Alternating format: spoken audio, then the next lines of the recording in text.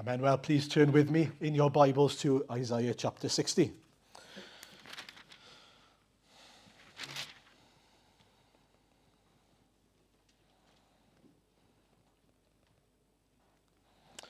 Just a quick recap.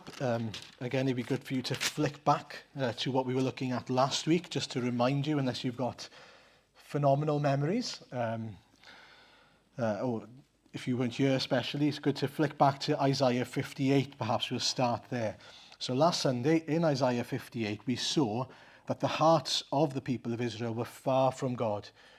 They were trying to trust in rituals rather than a relationship, if you remember. So we were looking at how God was saying, look, you think that you're right with me because you fast, because you're doing this, that and the other. But true fasting is to actually show a heart that's in alignment with who I am and what my purposes are, God was saying. And it's important that we remember that in the context of what we're looking at today, because from that point on then, God says, and we looked at this midweek, Isaiah 59, take a look at Isaiah 59, there is hope even for the people of Israel, the people who don't have right hearts with God, because we saw that the arm of the Lord, this is verse 1 of Isaiah 59, surely the arm of the Lord is not too short to save, nor is his ear too dull to hear. Now that's strange language for us, but what that means is he has power, he is able to save. His arm is not too short, that's not how we would say it maybe, but he has the ability, he has the power to save. And what we come to read as we go on is, it's sort of like God saying what the people of Israel should be saying in response to all these things, which is this acknowledgement that they are in darkness, that they are stuck in their sin. They acknowledge their sin, and we read some of that, sort of to sum it up, verses 11 and 12 of Isaiah 59. We look for justice but find none, for deliverance but it is far away. For our offences are many in your sight, and our sins testify against us. Our offences are ever with us, and we acknowledge our iniquity. So they acknowledge their sin. But obviously there's still that problem in that, and it describes it in chapter 59. They're in darkness and they can't get out of that darkness. They can't find their way home, as it were. And so the Lord says in verse 16 onwards, he saw that there was no one. He was appalled that there was no one to intervene.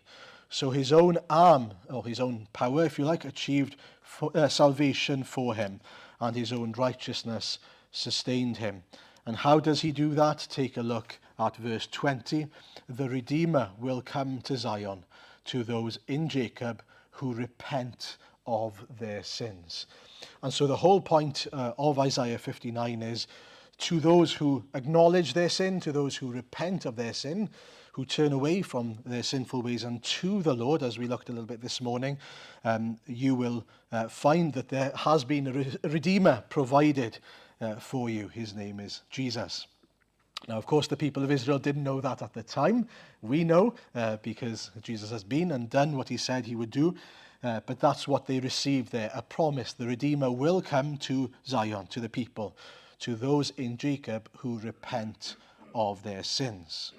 So we come to see, right, from those two chapters, the Israelites are in a mess of their own making, but those who acknowledge their sins and repent are assured of salvation through the Redeemer. I hope that's clear to us. Now, as we go to chapter 60, we've got what comes after redemption. What are the fruits, or what are the results of redemption? What awaits the people who have trusted in this Redeemer when he comes? And so the idea is that the Israelites are given a promise here that things aren't always going to be how they are now. So imagine how life was then. They were about to go into exile, if you remember. They were about to experience this horrible experience. But not only do they receive a promise that a Redeemer will come to save them, but that life will be better afterwards. And this isn't so much a picture of the physical Israel, but actually the spiritual Israel in these verses, because he's talking about those who are repentant, trusting in their Redeemer. And so what we've got in chapter 60 is this beautiful picture of God's plan for his people. And if you're not excited about God's plan for you as a part of God's people after tonight, I've failed in my job. I've failed in my job. Because this chapter, although it has, in a sense, confusing imagery and so on, is a wonderful promise for us, his people. It should excite us to think that we get to say this about ourselves. So the big question tonight then is, what difference does it make that the Lord has redeemed us? What difference does it make for God's people now that the Lord has redeemed us? Because we obviously are looking back and we're seeing this promise in the light of Jesus.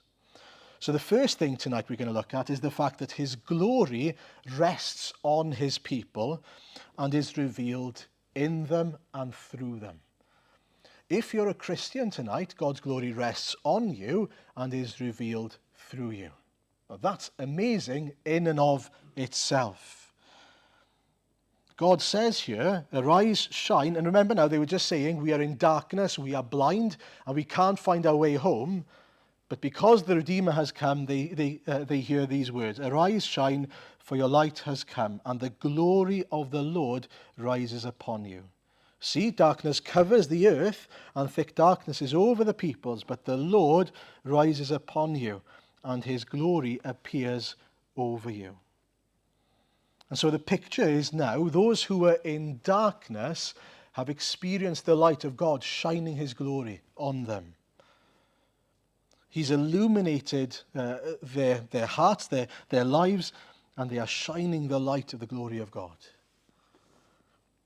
It's a little bit like the sun and the moon. I don't know if you know this. I'm not a scientist, but I've been told. The moon, in and of itself, has no light. It doesn't produce any light. Can anyone confirm that for me? Yeah, they're good. Yeah. A couple of nods from more knowledgeable people than me. Good. But the reason it shines is because the sun shines and it reflects that light.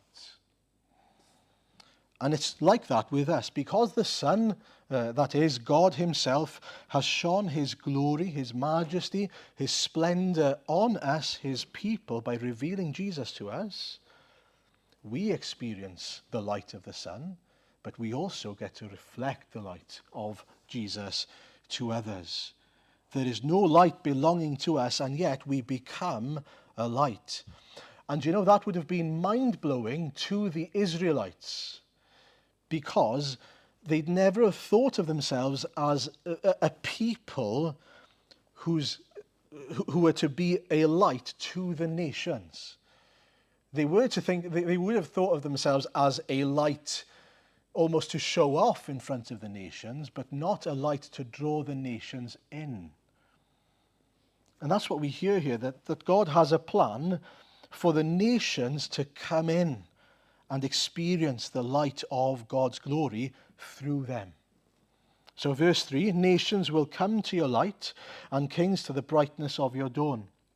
Lift up your eyes and look about you, all assemble and come to you. Your sons come from afar, and your daughters are carried on the hip. Then you will look and be radiant. Your heart will throb and swell with joy.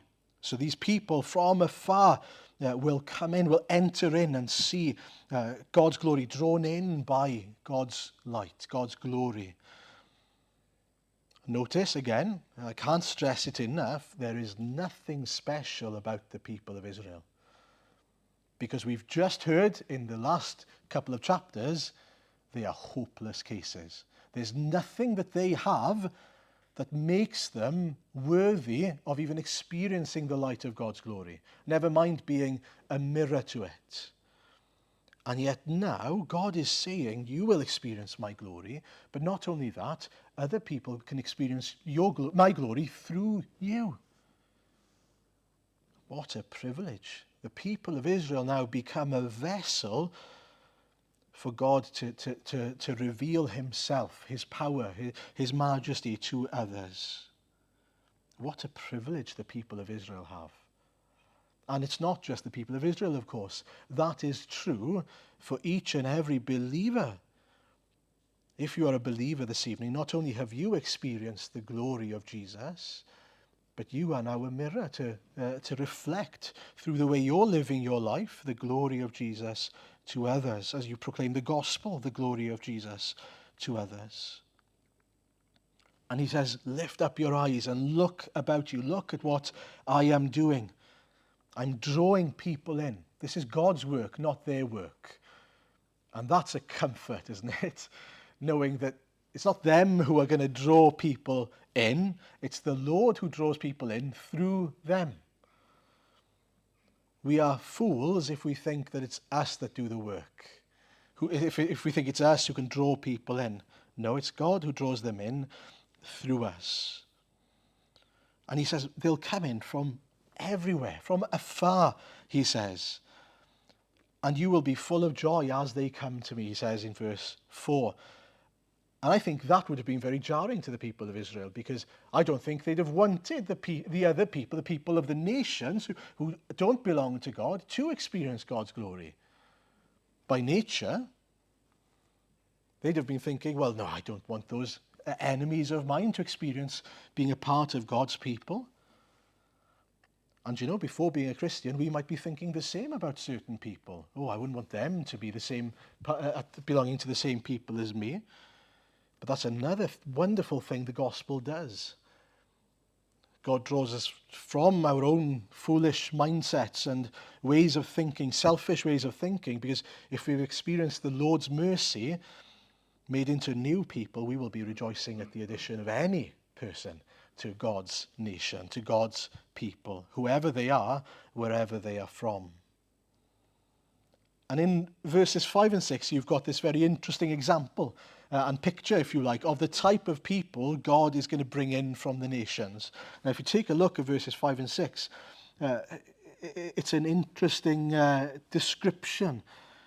People with riches coming in, herds of camels coming in, young camels of Midian and Ephah from Sheba in the east, coming in, bearing gold and incense, proclaiming the praise of the Lord. Does that ring a bell in anyone's minds? I'm glad it's just been Christmas time. Hopefully that helps you along a little bit there. And isn't it amazing that in the Gospels, who are the first people who come and bring praises to the Lord after his birth, outside of the people of Israel? These people. Isn't that amazing? Isn't it amazing how detailed, how woven together God's word is?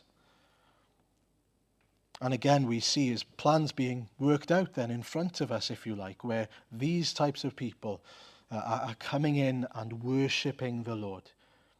And the comfort for us here is that God is drawing from all sorts of nations, all sorts of places, a people for himself. It's not about where you belong, where you've come from. It's not about what your background is. And so if that's the case for these people, it's the case for us, isn't it? We don't need to worry about, am I from the right family? Is there room for me? Yes, there's room for me. Not because of who you are, but because of the grace of the Lord Jesus. Isn't that wonderful? And in verse 8, you've got this wonderful sort of line, this wonderful sentence. Who are these that fly along the clouds like doves to their nests? I was really struck by that sentence, that verse, because it's an interesting wording.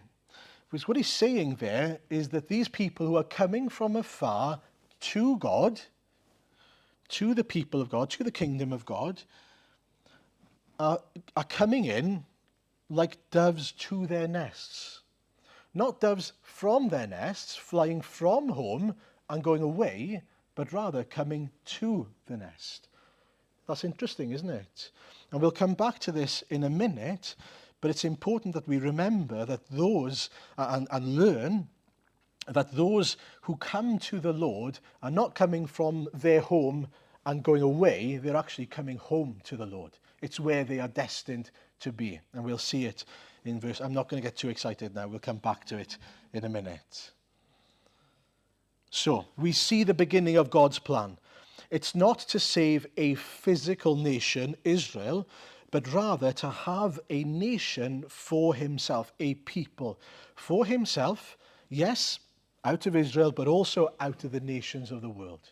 A people who are repentant, a people who will experience God's glory and be then reflections or reflecting that glory to others around as well.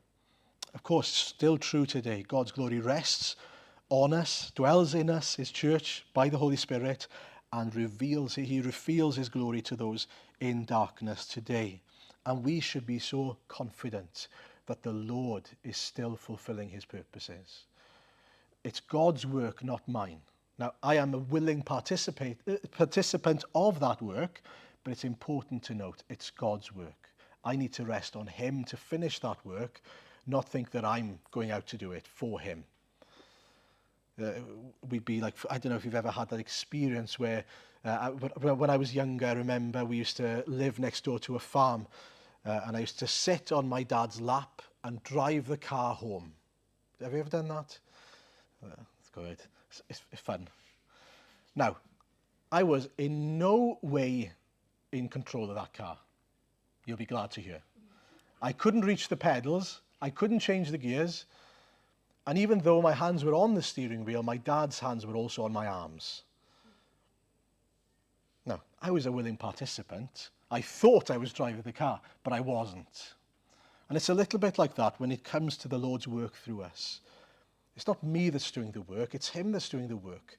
But I am a willing participant of that work. I'm a vessel in obedience to him. I'm not fighting against him, otherwise I'm not going to be a part of that work, of course.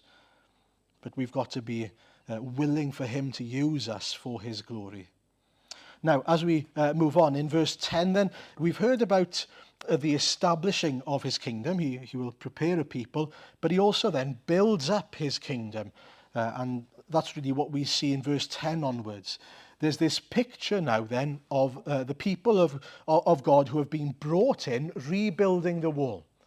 And there's that kind of immediate fulfillment of this, even back then in the exile, post-exile.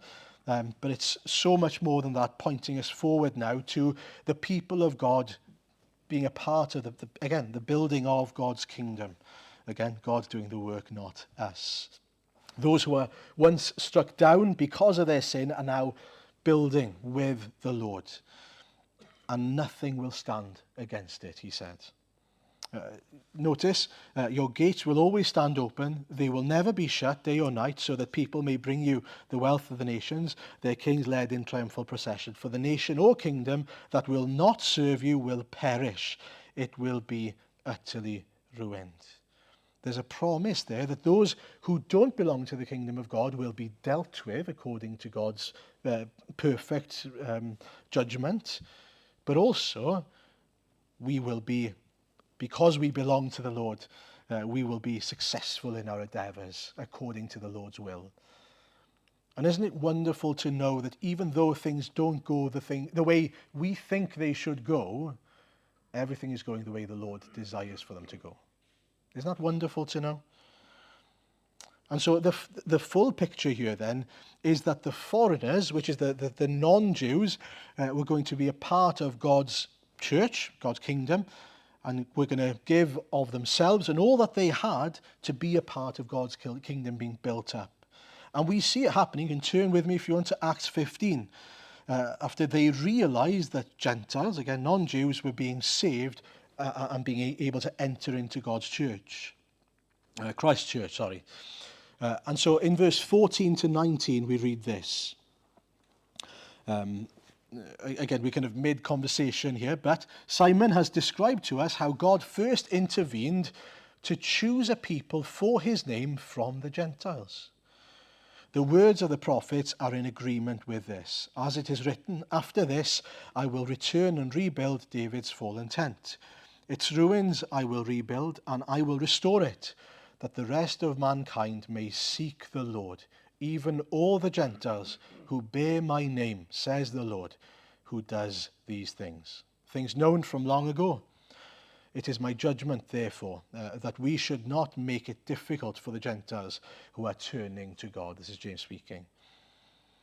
And what happens soon after that is that that was sort of the formal agreement that the people of the nations, the Gentiles, were able to enter in and be formally a part of the church, God's people, Christ's kingdom.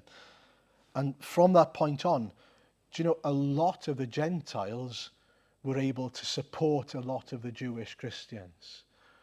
They were there and they were able to bring wealth in. They were able to bring skills in, all sorts of things in to support the Jewish Christians who faced lots of difficulty and famine and struggles. And what we see here is this being fulfilled ultimately, where God, in his amazing sort of foresight and foreknowledge, was able to see that even to this amount of detail, the people of God who were first sort of brought into the kingdom, the Jewish nation, the Jewish Christians, would need the help even of the Gentile Christians. How amazing is that? Do you know, at the time, the Jewish Christians, if we're honest, and we see some of it in Scripture, they thought that they were the best of the Christians, and they treated the Gentiles as second-rate citizens. But because of this, because the Lord had planned it in such a way, what we came to see was that God humbled the Jewish Christians because they needed the help of the Gentiles.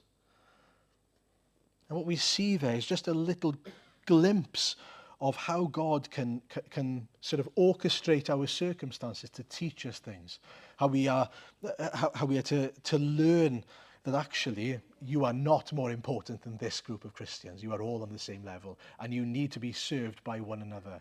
So the Jewish Christians served the Gentiles with the gospel, but then the Gentiles served the Jewish Christians with all sorts of other things. They were all to support and love one another and build each other up. Hopefully we are amazed by how the Lord is building his church.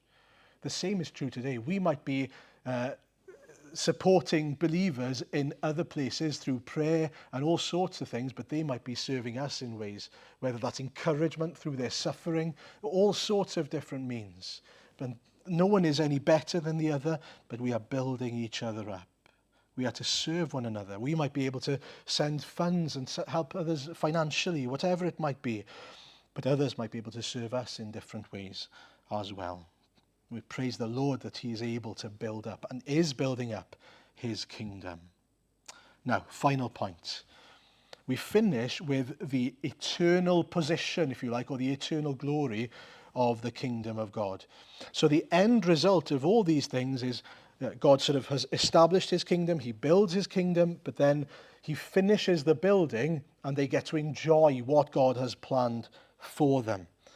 And the end goal then is that God would have for himself a people who love him, who are like him, and who get to live life praising and worshipping him, enjoying his glory. That's the end plan. That's the end plan. And sort of from verse 14, 15 onwards to verse 21, you've got this picture where it's almost as if you get a spiritual promotion. That's the way I'm thinking of it, where God takes his people who are already blessed by him, who are already used by him, but he takes away all of the bad stuff and he promotes even the good stuff. He gives it in sort of descriptive examples of instead of bronze I will give you gold, silver in place of iron, and so on. But also then verse 18, if you notice, no longer will there be violence, will violence be heard in your land, nor ruin or destruction within your borders, but you will call your walls salvation and your gates praise. And what we've got here then is this wonderful description of how God's people will enjoy the Lord without the hindrances of evil and of sin, but also with all of the best that the Lord has to offer. And it's very similar language in this passage to what we read in Revelation 21.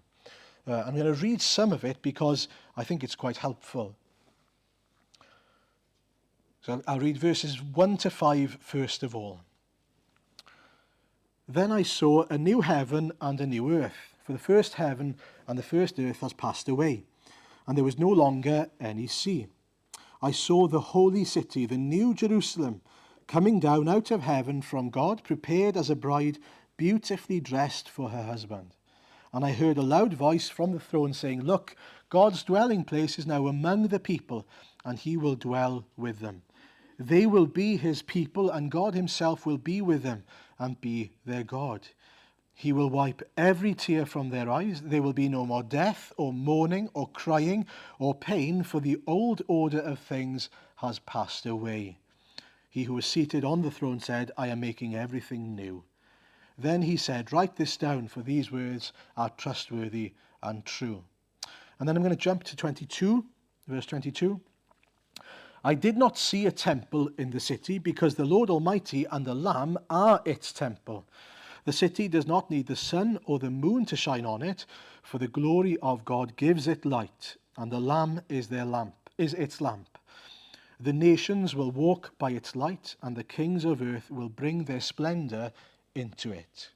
On no day will its gates ever be shut, for there will be no night there. The glory and honor of the nations will be brought into it. Nothing impure will ever enter it, nor will anyone who does what is shameful or deceitful, but only those whose names are written in the Lamb's book of life. And so that's the picture of heaven for us, and God's people, his holy city in heaven, which is his people, his church, dressed and prepared as a bride. And in the same way, we have similar descriptions here, where the gates will never be shut, and people will walk by God's light. If you notice verse 20, your sun will never set again, your moon will wane no more. The Lord will be your everlasting light. As I said already, there will be no ruin or destruction or violence. Verse 21, it finishes with, then all your people will be righteous and they will possess the land forever. And so we've got this wonderful picture of what is ahead. This wonderful picture of God's intention for us, his people. If you belong to the Lord Jesus, this is the plan. That you will be with him where he is, face to face with him, seeing him in all his glory, and there will be no pain, no suffering, no sin, and you will experience life at its best. Joy, peace, and righteousness. Because the old order of things has passed away. Now, the first question this evening is, can you say, that's what I'm looking forward to? Can you say, for sure, that's what I'm looking forward to? Are you guaranteed of it? Not because of you, but because you've come to the Lord Jesus. Those who have trusted in his salvation can say, that's my future. That's where I belong. And secondly, if that is where you belong, are you excited? Are you excited? Are your eyes on heaven, on God's plan for you? Because if that's what the plan is, I should be living life working towards that plan. With God's help, empowering me, of course, but in agreement with his purposes, in agreement with his Spirit, working towards the goal. Running the race, knowing what the prize that's ahead of me is. And that's a huge challenge, isn't it? It's an encouragement, hopefully, thinking about how life is now versus how life is going to be. Because I don't know about you, but there's a tendency in my life to focus on all the things I'm doing wrong and all the ways I fall short, and that sense of groaning for what is to come. And then I forget what is to come. We should be reminding ourselves and each other, yes, it's hard now, but this isn't going to be forever. This is not forever. This world is going to come to an end, as it is now. And that is so encouraging. There's more to come. There's better that God has prepared for us. There's a better world. And as I said, verse 21, this is a really encouraging thing. The second part of verse 21. They are the shoot I have planted, the work of my hands, for the display of my splendor. This is what you were made for. This isn't something that's sort of that you. There's a tendency, as I said beforehand, with the doves returning to their nests, for us to think that we are leaving who we are to become something different when we become Christians. But that's not true. Because God is saying here, this is who I made you to be. You are not made to be someone who is apart from me. You are made to be someone who belongs to me. They are the shoot I have planted, the work of my hands. Why? Why has he made us? Why has he planted us? For the display of my splendor. You were made to display God's glory. You were made to be a vessel for his glory. You were made to be a people of the Lord, to bring him praises forever and ever. And so don't believe the lie of Satan when he tells you, before coming to Christ, especially if that's where you are now, this is who I am. This is who I'm meant to be. The world tells you, doesn't it, be true to yourself. No, be true to who God has made you to be. Be true to who God has desired for you to be and intended you to be, which is a vessel for his splendor. And so the real question is, are you fighting against God's purposes for you, a bit like Paul was doing, or Saul was doing before he became Paul, some people say? Are we fighting against him? Or are we bowing to him? Are we bending to him, acknowledging, Lord, you made me so that I can know you, enjoy you, and worship you? And are we excited as we think of that we get to spend eternity? And of course, eternity starts now, doesn't it? But spending eternity praising and making known the glory of Jesus. And so the last question I would ask is, how far up on your priorities is that now? To be a people who are a vessel for God's splendor, a channel for God's glory, a means to bring him glory in this world and also to praise him for eternity. As we saw in chapter 59, I did mention it this evening, the Redeemer will come to Zion, to those in Jacob who repent of their sins.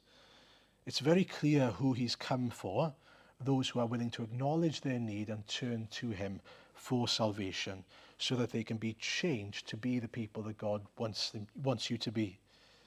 Have you acknowledged your sin, your need for God to save you through his son Jesus? Have you come to him? And are you willingly experiencing God building his kingdom in and through you, but also preparing you to be the people that we will be for eternity together? Are we excited this evening? Are we longing to be with the Lord face to face? We see him now through a veil dimly, don't we? That's what the word tells us. And so, or for you who are youngsters, it's like Instagram with there's a filter on, right? Don't worry if you don't understand that. You're not seeing it in the fullness, in its true light. But one day we will see Jesus truly for who he is. And we look at him now and he's amazing. But imagine seeing him face to face. And more amazing than that, imagine seeing him and you are like him. Not that you are God, but there's a likeness in him in that our sins have been dealt with fully once and for all. We've been given new imperishable bodies, and we now get to stand and live before a holy God. Are we excited about these things? Are we meditating on these things? Are we driven by these things?